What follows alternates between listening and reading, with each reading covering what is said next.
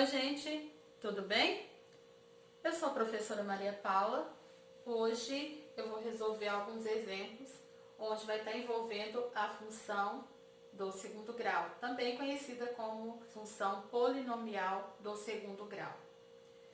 Esse assunto será dividido em duas partes, onde a primeira será feita a introdução e a resolução de um exemplo.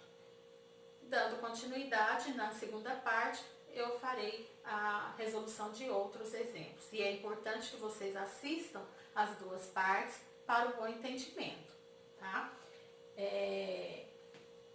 No final do vídeo vai estar o link, tá? Para que vocês possam acessar e assistir as duas partes, tá bom? Bom, antes de começar a resolver os exemplos, vamos lembrar como é a fórmula da função do segundo grau, né? Aqui está a fórmula, ax ao quadrado mais bx mais c, onde a, b e c são os coeficientes desta função, sendo números reais quaisquer com a diferente de zero. Porque se o a for zero, a função deixa de ser do segundo grau e passa a ser uma função do primeiro, porque aí essa parte vai zerar, vai sobrar só bx mais c, e aí ela não mais vai ser do segundo grau e sim do primeiro. Então, é importante lembrar que o a, o coeficiente a, sempre diferente de zero. Para encontrar as raízes dessa função, nós utilizamos a fórmula, né, famosa fórmula de Bhaskara, menos b, mais ou menos raiz quadrada de delta, dividido por 2 vezes a. Onde o delta que aparece aqui no radical, ele é calculado através dessa fórmula. B ao quadrado menos 4 vezes a vezes c. Nossa, professora, muitas fórmulas. São fórmulas e mais fórmulas. Sim, são bastante fórmulas. Mas tem algumas que tem os macetes que nos ajudam a memorizar. E o delta, né, é uma dessas fórmulas onde a gente pode colocar para vocês um macetezinho, tá? Ajudando a memorizar essa fórmula. Que macete é esse? Aqui está ele. Burrinho ao quadrado menos 4 antes de Cristo. Por que burrinho? Vem do B. Antes de Cristo, o AC. Então, burrinho ao quadrado menos 4 vezes A vezes C. Tá? Esse é o macete para a gente lembrar da fórmula para calcular o delta. Bom, vamos lembrar também, antes de começar a resolver os exemplos, que o delta ele tem uma função muito importante na resolução dessa função. Quando a gente tem delta maior que zero, a gente pode afirmar que a função ela possui duas raízes reais diferentes. Nesse caso, o gráfico, que nós já sabemos que é uma parábola, ele vai interceptar, vai cortar o eixo x em dois pontos distintos, dois pontos diferentes. Esses pontos, onde o gráfico vai cortar o eixo x, vai ser justamente nas raízes da função, tá? Então, a parábola vai cortar o eixo x e ela vai ser voltada para cima, quando a for maior que zero, voltada para baixo, sendo a menor que zero. O segundo caso, que nós estudamos também já, é quando o delta é igual a zero. Nesse caso, a função possui duas raízes reais iguais. O gráfico é, nesse caso, uma parábola que vai ter um único ponto em comum com o eixo x, porque as raízes são iguais, tá? Voltada para cima quando o a maior que zero e para baixo sendo a menor que zero. Terceiro e último caso, quando o delta é menor que zero.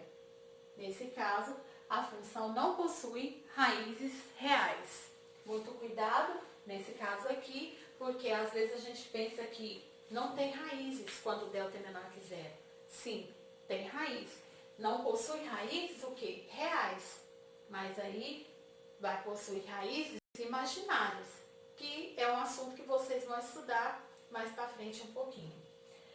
Quando delta é menor que zero, pensando no gráfico, você vai ter uma parábola que não vai ter ponto em comum com o eixo x. Ó, não possui nenhum ponto em comum com o eixo x, voltada para cima sendo A maior que zero, ou voltada para baixo quando A for menor que zero. Então, pessoal, continuando, vamos lá para o primeiro exemplo? Olha, o primeiro exemplo é o seguinte. Considere o polinômio P definido por x ao quadrado mais 2n mais 3 vezes x menos 2n. Se as raízes de p de x igual a zero são iguais, então qual é o valor do n? Bom, primeira coisa, vamos pensar o seguinte. Se as raízes desse polinômio são iguais, então nós temos o valor do delta igual a zero. Mas quem é delta? Delta é b ao quadrado menos 4 vezes a vezes c, que é igual a zero, uma vez que as raízes desse polinômio são iguais. Bom, nesse polinômio, para a gente continuar aqui o cálculo do n, nós temos agora que identificar no polinômio dado o valor dos coeficientes a, b e c. O a é o coeficiente do x, então aqui ele vale 1. O b é 2n mais 3 e c é menos 2n. Substituindo na formulazinha, ó, lembrando, burrinho ao quadrado menos 4 antes de Cristo, vai ficar assim. 2n mais 3 elevado ao quadrado menos 4 vezes o coeficiente a vezes o coeficiente c, menos 2n. Isso igual a zero. Aqui nós temos agora, ó, o quadrado da soma. Lembra lá dos produtos notáveis? Qual que é a regra para desenvolver o quadrado da soma? Quadrado do primeiro termo, mais 2 vezes o primeiro termo pelo segundo, mais o quadrado do segundo. Então, aplicando essa regra, fica assim. 2n ao quadrado mais 2 vezes 2n vezes 3 mais 3 ao quadrado. Fazendo aqui, calculando o produto desses fatores, menos vezes menos dá mais. 4 vezes 1 é 4, 4 vezes 2n, 8n, igual a zero. 2n ao quadrado, 4n ao quadrado, mais 2 vezes 3, 6, vezes 2n, 12n, mais 3 ao quadrado, 9, mais 8n, igual a zero. 12n e 8n são semelhantes, então a gente vai reduzir essa equação e vamos ter 4n ao quadrado, 12n mais 8n, 20n, mais 9, igual a zero. Bom, chegamos então na equação do segundo grau, na incógnita n, onde esse n é o valor que nós estamos procurando. Então, para chegar nesse valor, agora é resolver essa equação. Vamos identificar os coeficientes.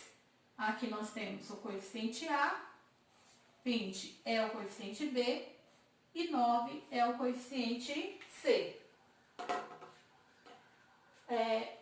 Agora, na sequência, nós vamos encontrar o valor do delta. Delta é b ao quadrado, como você já conhece, menos 4 vezes A vezes C. Substituindo aqui esses valores desconhecidos, que são os coeficientes, delta vai ser igual a 20 ao quadrado menos 4 vezes o coeficiente A, 4, vezes o coeficiente C, que é 9.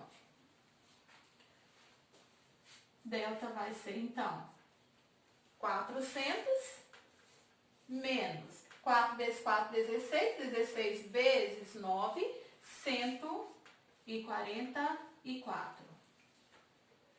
Portanto, temos aqui o valor do delta igual a 256. Agora vamos usar a fórmula de Bhaskara. E não é x, eu ia colocando x, mas não é porque a incógnita aqui é n. Então, nós vamos colocar n igual menos b, mais ou menos a raiz quadrada de delta, dividido por 2 vezes a.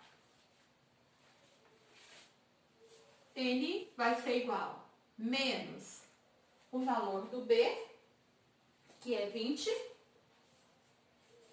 mais ou menos a raiz quadrada do delta, que a gente acabou de calcular, 256, dividido por 2 vezes o valor do A, ó, que nós acabamos de identificar aqui também, 4.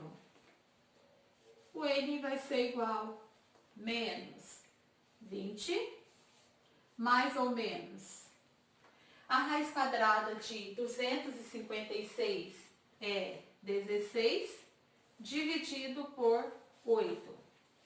Vou fazer aqui agora o ganchinho para a gente identificar as duas raízes, como a gente já esperava encontrar, né? Porque a gente chegou no valor do delta maior que zero, com certeza a gente ia chegar nesse caso aqui, as duas raízes reais diferentes.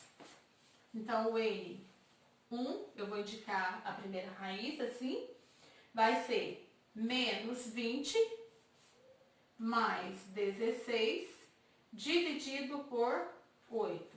Resolvendo aqui, a gente vai ter essa primeira raiz igual a menos 20 mais 16 é menos 4, dividido por 8. Fazendo aqui a simplificação, isso vai ser igual a menos 1 meio. Essa é uma das raízes, ou seja, um dos valores que o N pode assumir, de modo que esse polinômio P tenha duas raízes iguais. A outra raiz eu vou indicar por N2 igual menos 20 menos 16 dividido por 8. Isso vai ser igual a sinais iguais, a gente soma e conserva o sinal, então menos 36 oitavos. Que também, assim como a primeira fração lá, pode ser simplificada essa daqui também, tá? E aí, qual o número que eu vou usar para fazer a simplificação? Lembrando já de conservar aqui o sinal negativo, e aí nós vamos simplificar dividindo aqui tudo por 4. O resultado, então, vai ser menos 9 meios. É isso, pessoal. Então, nós temos aqui dois valores para o N. O N pode ser menos meio ou menos 9 meios, de modo que as raízes desse polinômio são raízes iguais. Essa aqui eu encerro a primeira parte do vídeo e em sequência vai vir a segunda parte. Não deixem de assistir.